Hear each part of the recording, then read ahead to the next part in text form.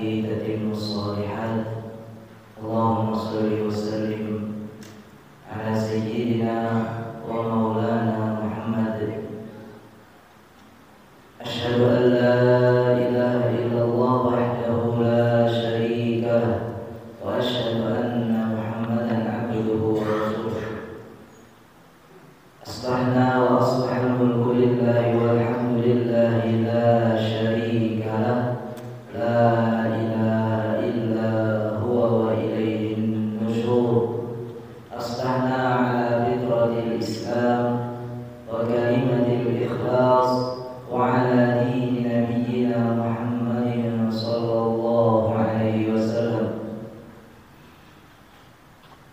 اللهم إنا نسألك خير ما في هذا اليوم وما بعده، ونعوذ بك شر ما في هذا اليوم وما بعده.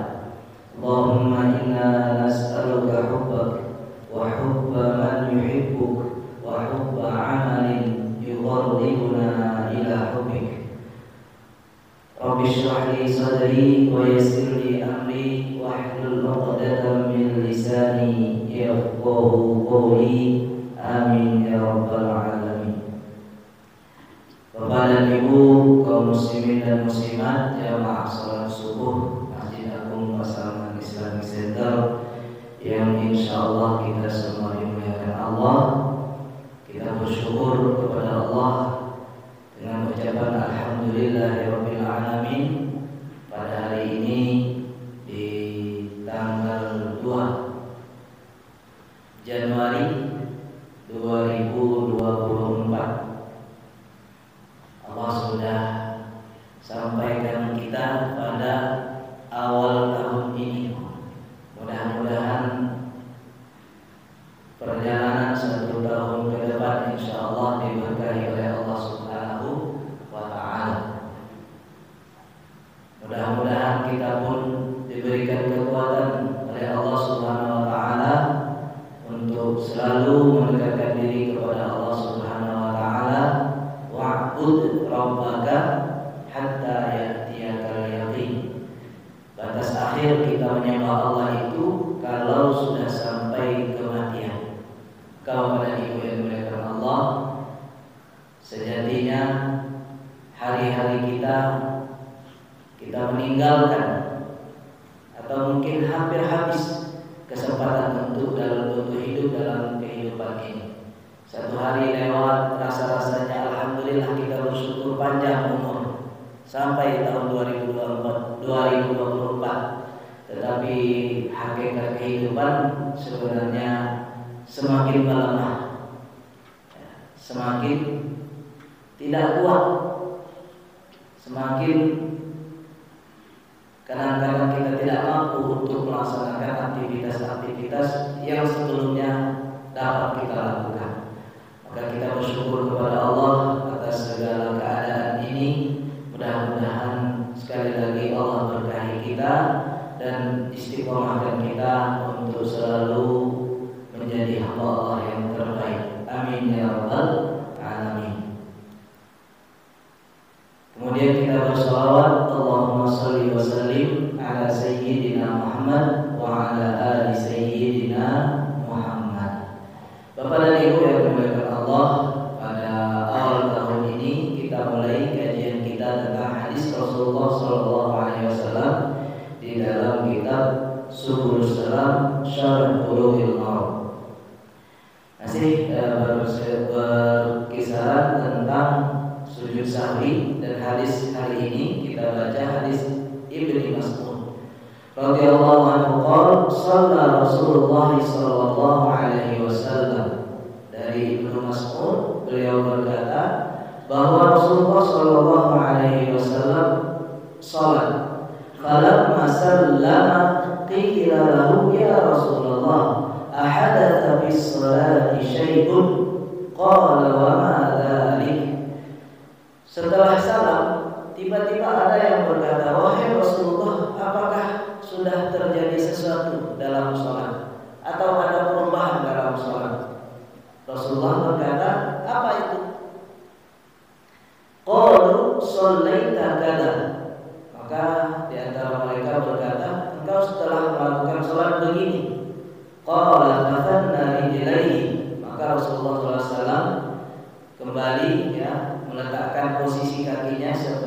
tahiyat atau tawarruk. Kemudian wastaqbalal qiblah, menghadap kembali ke kiblat, fasajada sajadataini. Kemudian sujud 2 kali sujud, tsumma sallam. Kemudian salam. Tsumma aqbala alaina biwajhihi. Kemudian setelah itu kembali menghadap para sahabat. Faqala innahu law hadatha fi sholati syai'un ambatukum bih, walakin innama ana basharun mithlukum ansa kama tansawna. Fa idza nasitu fadhakkiruni. Kata Rasulullah, sesungguhnya kalau terjadi suatu perubahan di dalam sholat, maka aku akan berikan kabar kepada kalian. Akan tetapi kata beliau, innama ana basyarun mislukum. Aku adalah manusia seperti kalian. Ansa kama tansawna. Lupa sebagaimana kalian juga lupa. Ini kata Rasulullah. Fa idza nasitu fadhakkiruni. Kalau aku lupa, maka ingatkan. Wa idza syakka ahadukum fi sholatihi falyataharras shawab. Kata Rasulullah, kalau di antara kalian ada yang ragu-ragu di dalam sholatnya, maka hendaklah dia mencari kehati-hatian atau berhati-hati dan memilih mana yang lebih yakin, mana yang lebih benar menurut dia. Falyutimma alaihi. Kemudian setelah itu dia sempurnakan. Tsumma yasjud, ya, sajadatain. Kemudian sujud 2 kali sujud. Muttafaqun alaihi. Diriwayatkan oleh Imam Al-Bukhari dan Muslim. Wa fi riwayatin Al-Bukhari, di dalam riwayat Imam Al-Bukhari, falyutimma tsumma yusallim tsumma yasjud. Hendaklah menyempurnakan salatnya, kemudian mengucapkan salam, kemudian sujud sahwi. Wa li Muslimin, riwayat Imam Muslim, anna Nabiy sallallahu alaihi wasallam sajada sajadatai sahwi, sajadatai sahwi ba'da salami wal kalam. Di riwayat Imam Muslim bahwasanya Nabi sallallahu alaihi wasallam itu sujud 2 kali sujud sahwi itu setelah salam dan kalam, atau setelah mengucapkan salam dan berbincang-bincang. Bapak dan Ibu yang dimuliakan Allah, hadis ini dari Ibnu Mas'ud mengabarkan kepada kita bahwasanya begitulah Rasulullah. Hakikatnya walaupun beliau Nabi dan Rasul, beliau adalah manusia seperti kita, dan salah satu kemiripannya atau kesamaan kita dengan beliau itu, beliau lupa, kita juga lupa. Kata beliau, ana basyarun mithlukum. Jadi kalau saya lupa, kata Rasulullah, fadzakkiruni, maka diingatkan. Bapak dan Ibu yang dimuliakan Allah Subhanahu wa taala, pernah kita sampaikan dulu bahwasanya ini semua adalah menjadi syariat bagi kita. Jadi apa yang pernah dialami Rasulullah itu, maka menjadi syariat, menjadi tuntunan, pedoman bagi kita. Jadi kalau seandainya kita di dalam sholat ada keraguan atau lupa, maka ada tuntunannya dari Rasulullah Sallallahu Alaihi Wasallam.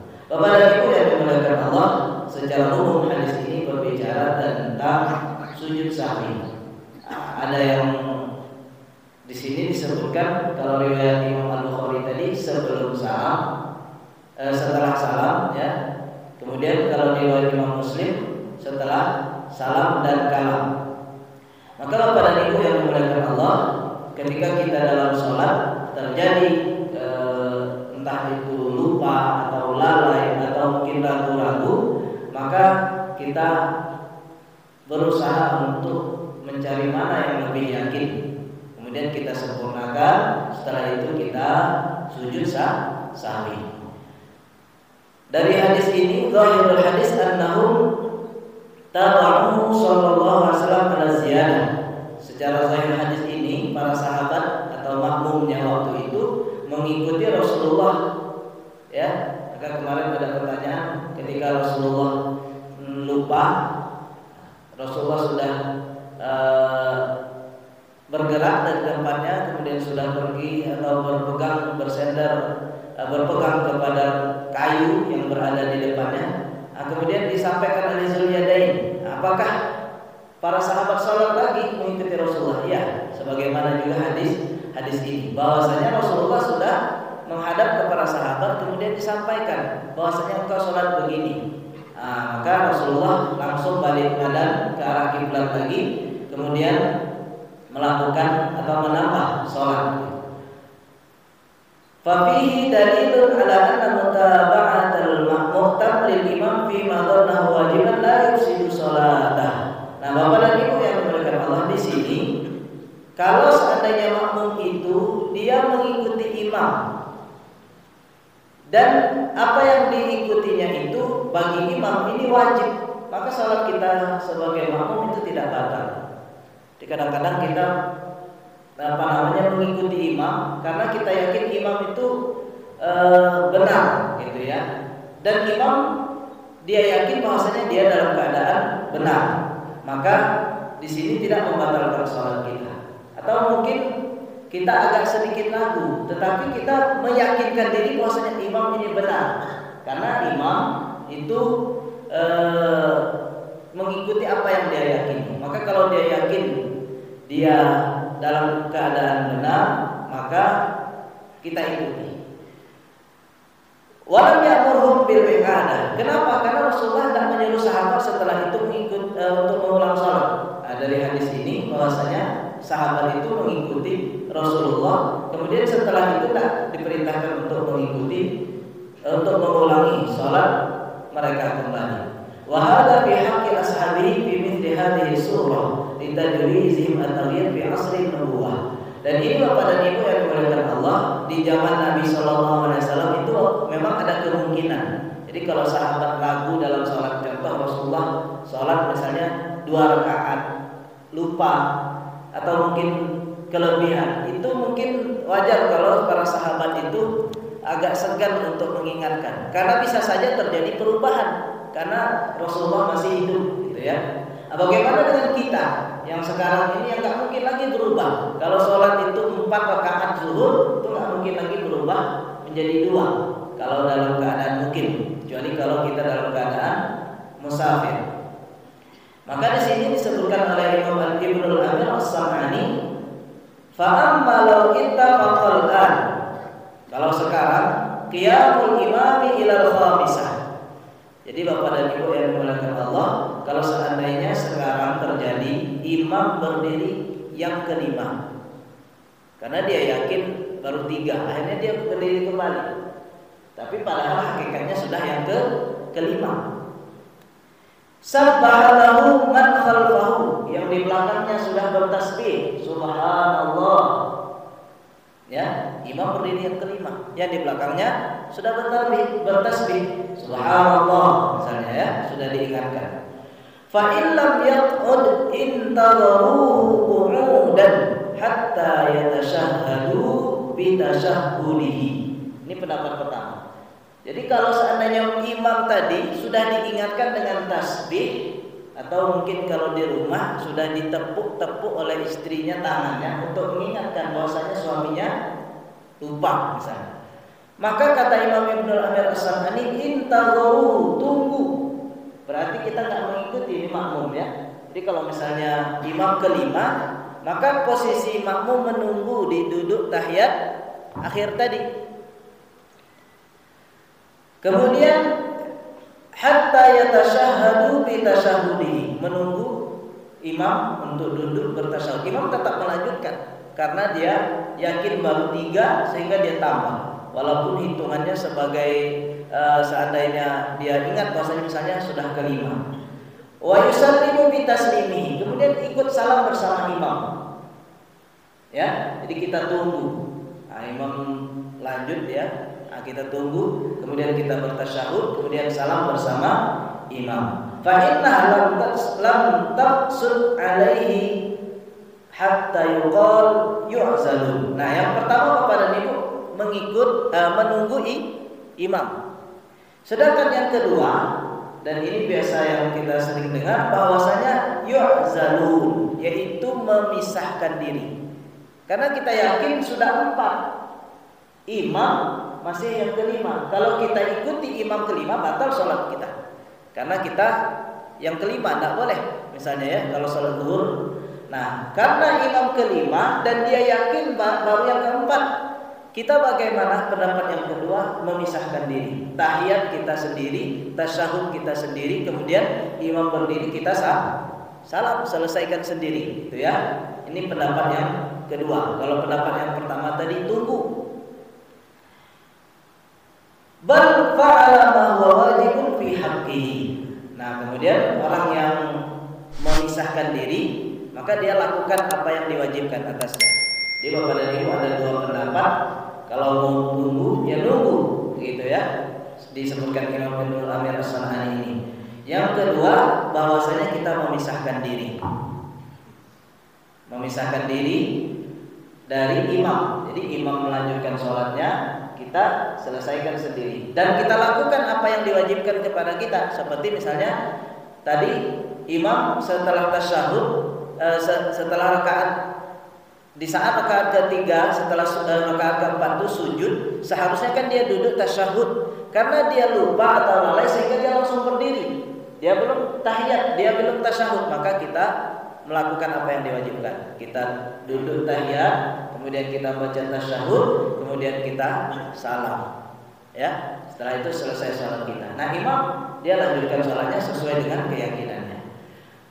Wa fi hadza dalilun ala anna mahalla sujudi sahwi ba'da salam illa annahu qad yuqalu innahu sallallahu alaihi wasallam ma arafa sahwahu fi sholati illa ba'da an sallama minha fala yakunu dalilan. Bapak dan Ibu yang dimuliakan Allah, yang berikutnya, poin berikutnya di sini bahwasanya tempat sujud. Sempat hadis-hadis sebelumnya sudah pernah kita sampaikan bahwasanya ada hadis itu Rasulullah sujud sebelum salam, sujud sahwinya. Ada hadis juga Rasulullah sujud setelah salam. Bagaimana Bapak dan Ibu yang dimuliakan Allah menyikapi masalah ini? Maka di sini kita sampaikan pendapat para ulama, ya. Yang pertama Bapak dan Ibu yang dimuliakan Allah, faqala Daud tusta'mal fi mawadhiha ala ma ja'at bihi wa la yuqas 'alaiha. Jadi kita ikuti apa yang datang. Jadi kalau Rasulullah itu lakukan sebelum salam, kita lakukan sebelum salam. Kalau Rasulullah lakukan setelah salam, kita lakukan setelah salam. Contoh di sini yang kita pelajari pada subuh ini, Rasulullah itu lebih sholatnya. Maka Rasulullah sujud setelah salam, sujud sahwinya. Maka kita ikuti setelah salam. Ini pendapat yang pertama. Wa mithlu qala Ahmad, dan mirip pendapat Imam Ahmad, walaupun beliau berbedakan faqala yasjudu qabla salam likulli sahwin. Imam Ibnu Ahmad tambahkan, jadi kata Imam Ibnu Ahmad bin Hanbal, kita mengikuti apa yang datang dari Rasulullah. Kalau Rasulullah sebelum salam, maka kita lakukan sebelum salam. Jadi kalau seandainya kesalahan kita itu sama dengan kesalahan Rasulullah. Contoh, Rasulullah pernah 2 rakaat kemudian langsung berdiri, tidak tahiyat awal. Maka Rasulullah hadis itu Rasulullah sujud sebelum salam. Nah, kalau kita terjadi pada diri kita seperti itu, maka kita sujud sahwinya sebelum salam. Atau misalnya Rasulullah seperti di hadis ini sujud sholatnya 5 rakaat karena dia yakin bahwasanya baru 4 rakaat lebih, maka Rasulullah sujud sahwi setelah salam. Nah, seandainya pun kita terjadi pada diri kita, maka kita pun melakukan itu. Ini sama pendapat Imam Ahmad dengan pendapat Abu Dawud. Walaupun Imam Ahmad ada tambahan bagi beliau, fa fi kulli sahwin qabla salam. Adapun yang tidak disebutkan karena sebab kita lupa. Kita lupa di dalam sholat, kemudian ingin sujud sahwi. Kapan? Maka sebelum salam. Jadi yang tidak ada datangnya dari Rasulullah. Misalnya mungkin kita di dalam sholat lupa misalnya membaca sebagian ayat misalnya. Nah, kita ingin sujud sahwi, ragu, maka sujudnya sebelum salam. Kemudian di sini pendapat yang berikutnya, wa qala akharun huwa mukhayyarun fi kulli sahwin in syaa'a sajada ba'da salam wa in syaa'a qabla salam. Pendapat yang kedua, dia memilih mau sebelum salam boleh, mau setelah salam boleh, baik itu kurang sholatnya atau kelebihan sholatnya. Nah, bagaimana kurang itu gerakannya? Contoh misalnya tadi, kalau yang tidak tahiyat awal berarti kan kurang. Nah, boleh sujud sebelum salam, boleh sujud setelah salam. Ini pendapat yang kedua. Ataupun kelebihan, dia setelah sholat kata kawannya, kamu tadi 5 gitu ya. Nah, tapi dia sudah selesai sholatnya, maka kita dibolehkan untuk memilih. Pendapat yang ketiga, in kana sujudu li ziyadah sajada ba'da salam wa in kana li nuqsan sajadalah. Sedangkan pendapat yang ketiga, yaitu pendapat Imam Malik, kalau kelebihan maka kita setelah salam, kalau kurang maka sebelum salam. Pendapat Imam Hanafiyah yang kelima, al-aslu fi sujudi sahwi ba'da salam. Jadi di mazhab Abu Hanifah itu aslinya sujud itu setelah salam, sujud sahwi itu. Sedangkan mazhab Syafi'i, pendapat yang terakhir ini, sebelum salam. Bagaimana dengan pendapat-pendapat tadi, hadis-hadis tadi? Beliau tolak karena kata beliau nusikha, sudah dihapus dengan hadis yang belakangan. Di antaranya sajada Rasulullah sallallahu alaihi wasallam sajadatai sahwi qabla salam wa ba'da wa akhirul amrayni qabla salam. Jadi kata Imam Az-Zuhri bahwasanya Rasulullah itu pernah sujud sahwi itu sebelum salam dan setelah salam, dan akhir perkara dari dua ini yaitu sebelum salam.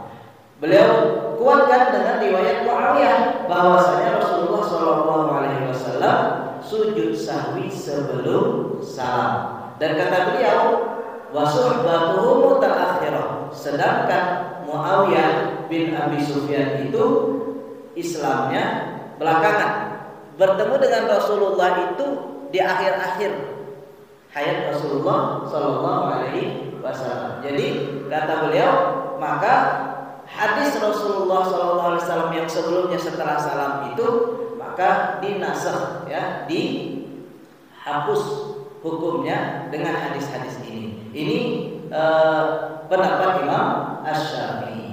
Lantas bagaimana pada ibu yang dimuliakan Allah kesimpulannya? Kesimpulannya di sini disebutkan oleh Imam Ibnu Amir As-Sanani bahwasanya annal ahadits al-waridah fi dzalika qawlan wa fi'lan fiha naw'u ta'arud wa taqaddum wa ta'akhur ba'di ghairu tsabitin bi riwayatin sahihatin mawsulah. Kata beliau, sebenarnya hadis-hadis yang datang dari Rasulullah baik itu sebagai qaulan atau fi'lan, perbuatan dan perkataan itu ada sedikit bentuk perselisihan dan bermacam-macam. Dan yang datang duluan ataupun yang belakangan itu tidak bisa dibuktikan dengan riwayat yang sahihah yang sampai kepada Rasulullah sallallahu alaihi wasallam, sehingga kita ingin misalnya hadis ini dihapus hukumnya dengan hadis ini. Ini pendapat Imam Ibnu Amir As-Sanani, beliau sebutkan di sini. Fal aula, maka kata beliau, alhamdu ala tawassut fi jawazil amrayn. Maka yang lebih baik kata beliau, kita bawa kepada yang lebih luas. Jadi boleh kedua-duanya. Jadi jangan kita persempit harus sebelum salam, atau jangan kita persempit harus setelah salam, tetapi kita perluas boleh keduanya. Kalau kita mau sujud sahwi sebelum salam silakan, mau sujud sahwi setelah salam juga silakan. Jadi jangan sampai kita beranggapan misalnya, oh kalau dia sujud sahwi sebelum salam itu pasti sahwi, belum tentu juga. Atau yang setelah salam pasti bukan sahwi, belum tentu juga. karena ada riwayatnya dari Rasulullah SAW dan kita diperbolehkan untuk mengambil kedua-duanya. Baik Bapak dan Ibu yang dimuliakan Allah, terakhir sebagai penutup tentang sujud sahwi ini, ya, insyaallah pekan atau di pertemuan berikutnya kita akan masuk tentang sujud tilawah, yaitu hadis Umar radhiyallahu anhu dari Nabi sallallahu alaihi wasallam qala laisa ala man khalfal imam sahun, tidak ada bagi orang yang di belakang imam lupa, ya, laisa ala man khalfal imam sahun fa in sahal imamu fa alaihi wa ala man khalfah. Jadi kalau imam lupa maka kita ikut sujud sahwi. Tetapi kalau imam tidak lupa, kita yang lupa sebagai makmum, maka tidak ada sujud sahwi bagi kita. Ini hadisnya. Walaupun hadis ini diriwayatkan oleh Imam Al-Bazzar dan Al-Baihaqi, disebutkan bisa nadin dhaifin, ya, sanadnya dilemahkan. Wal hadis dalilun ala annahu la yajibu 'alal muhtam sujudus sahwi idza saha fi sholatihi. Jadi jelas Bapak dan Ibu dari hadis ini tidak diwajibkan bagi makmum yang lupa. Ini kesalahan makmum, bukan kesalahan imam, untuk sujud sahwi. Contoh misalnya imamnya tidak salah, kita tiba-tiba mau tahiyat awal, kita berdiri duluan.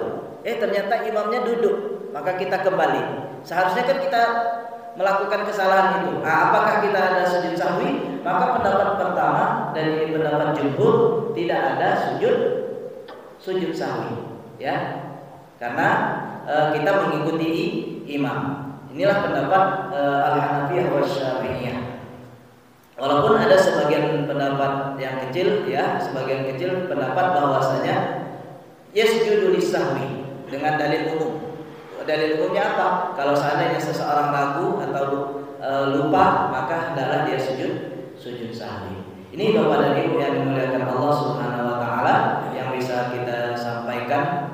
Maka mudah-mudahan dengan beberapa hadis atau beberapa pertemuan yang telah kita lewati tentang sujud sahwi ini sedikit banyak menambah wawasan kita, keilmuan kita tentang pelaksanaan salat terkait dengan khususnya sujud sahwi. Mungkin kita alami dalam salat kita baik itu sendiri ataupun nanti berjamaah.